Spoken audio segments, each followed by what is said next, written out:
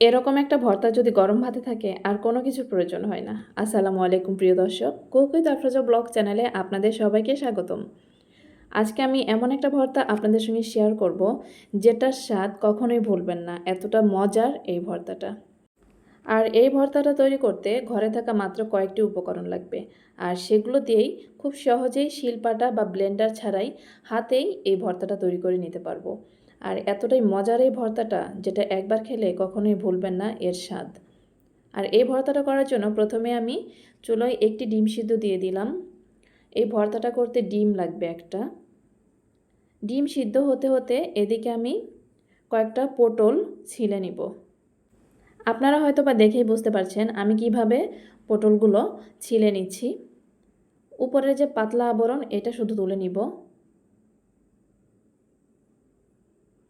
আর আপনারা যারা আমার ভিডিওটি দেখছেন, ভিডিওটি কেউ স্কিপ করবেন না, কারণ আজকের ভর্তাটা এতটা মজার হতে চলেছে। যারা কখনোই পটলের ভর্তা খান না বা পটল পছন্দ করেন না, আজকের এই ভর্তাটা একবার হলেও ট্রাই করে দেখবেন কতটা মজার এই ভর্তাটা। গরম ভাত এক নিমেষে শেষ হয়ে যাবে এই ভর্তাটা থাকলে। আর আপনারা হয়তোবা অনেকেই জানেন, পুরো মাসব্যাপী আমার চ্যানেলে শুধু ভর্তা রেসিপি আপলোড হবে। প্রতিদিন একটা করে অনেক মজাদার ইউনিক ভর্তা রেসিপি পেতে আমার চ্যানেলটি অবশ্যই সাবস্ক্রাইব করে রাখবেন। এদিকে কথা বলতে বলতে পটলগুলো ছিলে নিয়েছি। এখন পটলগুলো ভালো করে ধুয়ে কেটে নিব।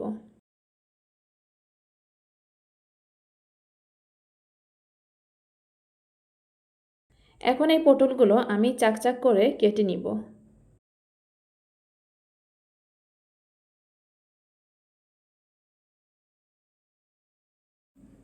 পটলগুলো সবগুলো কেটে নিয়েছি। এখন একটা প্লেটে পটলগুলো তুলে সাইডে রেখে কেটে নিব কয়েকটা পেঁয়াজ।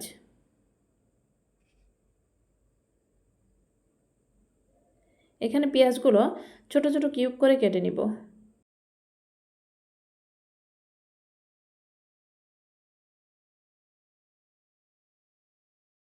পেঁয়াজগুলো কেটে নিলাম, আরও কেটে নিব ধনিয়া পাতা।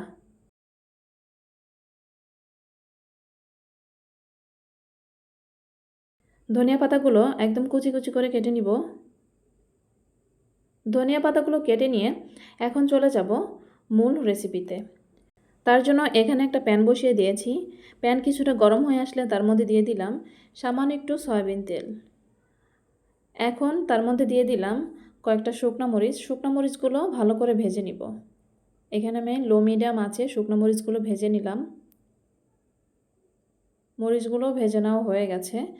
মরিচগুলো এখন তুলে একই প্যানে দিয়ে দিব কয়েকটা কাঁচা মরিচ। আর এই ভর্তাটা বানাতে শুকনো মরিচ এবং কাঁচা মরিচ দুটোই লাগবে। এখন দিয়ে দিব কয়েকটা রসুনের কোয়া। আর দিয়ে দিব ছোট কিউব করে কেটে রাখা পেঁয়াজগুলো। এখন এই তিনটা উপকরণ ভালো করে নেড়ে চেড়ে ভেজে নিব।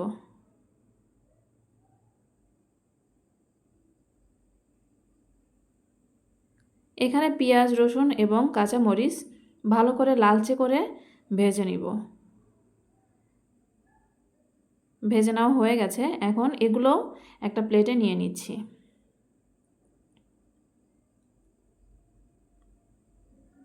এখন চুলোয় একই প্যানে দিয়ে দিলাম সামান্য একটু তেল। তেল কিছুটা গরম হয়ে আসলে তার মধ্যে দিয়ে দিলাম 1 চিমটি পরিমাণ কালো জিরা আর দিয়ে দিলাম কয়েকটা চিংড়ি মাছ। এখানে আমি 4-5টা চিংড়ি মাছ নিয়েছি, খুব বেশি নেওয়ার দরকার নেই।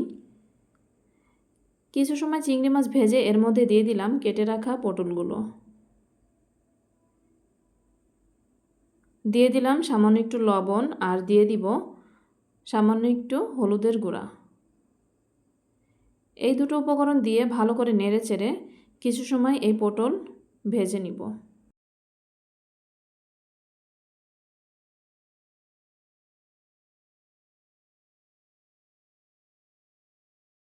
আমি ঢাকনা দিয়ে ঢেকে পটলগুলো সিদ্ধ করে নিব।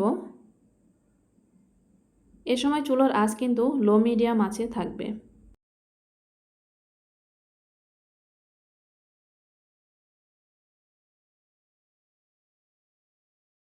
এখন পটলের মধ্যে দিয়ে দিব সামান্য একটু পানি, খুব বেশি পানি দিব না। এই পানিটা কিন্তু অবশ্যই দিতে হবে। পানি না দিলে পটল ভাজতে ভাজতে কিছুটা লালচে কালার ধারণ করে, আর সেটা দিয়ে ভর্তা করলে এতটা মজা হবে না। তার জন্য সামান্য একটু পানি দিয়ে সিদ্ধ করা পর্যন্ত রান্না করে নিব। ঢাকনা দিয়ে ঢেকে এই পটলগুলো সিদ্ধ করে নেব।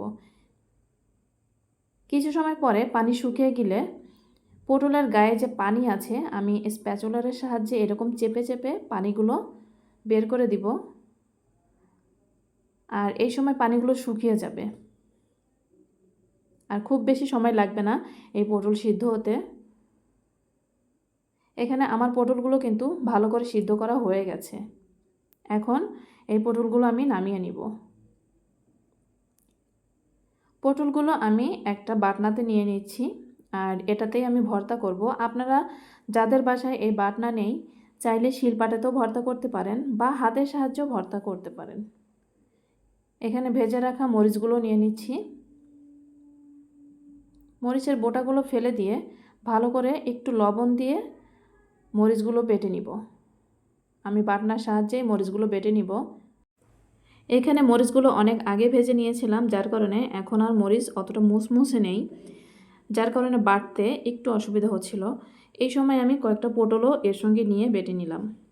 এতে করে আমার মরিচগুলো ভালো করে বেটে নেওয়া হয়ে গেল।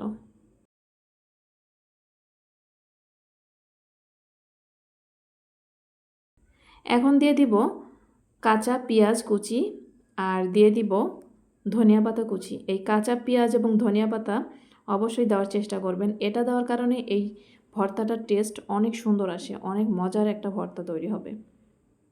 এখন বাকি ভেজে রাখা পেঁয়াজ, রসুন এবং মরিচও দিয়ে দিলাম। এগুলো বাটনার সাহায্যেই একটু ভর্তা করে নিব।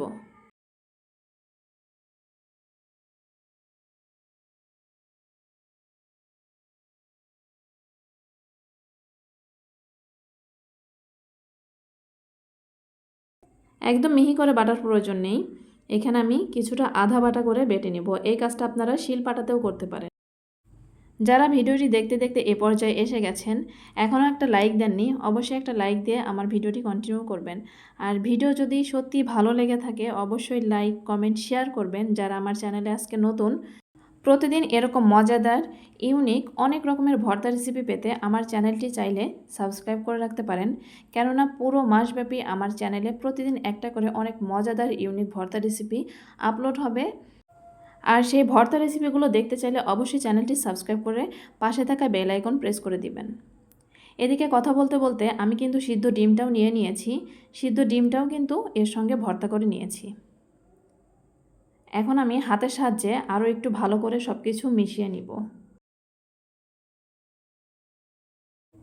এখন এই ভর্তার স্বাদ বাড়ানোর জন্য এখানে দিয়ে দিব সামান্য একটু সরিষার তেল। আর এই সরিষার তেল কিন্তু অবশ্যই দিতে হবে। এই সরিষার তেল দেওয়ার কারণে এই ভর্তার স্বাদ অনেক গুণে বেড়ে যাবে। এই তো তৈরি হয়ে গেল আমার মজাদার ভর্তা।